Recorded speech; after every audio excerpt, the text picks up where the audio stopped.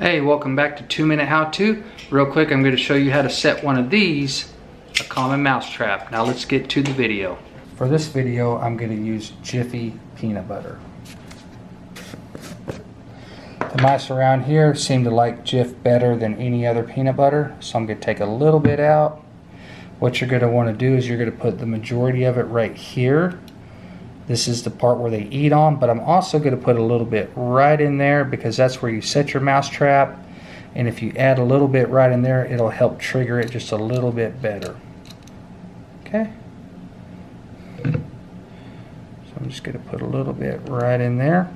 Now the next thing you need to do is pull this wire back, get it out of your way. Pull the trap back and set your trigger stick. And if you'll notice right here in the curve of that, that's going to go underneath the curve of that metal. So you're going to hook that right up underneath there, just like that. And then gently, ever so gently, let go of that trap. And you're set. So the whole idea is the mouse comes along, comes over here, is eating the peanut butter.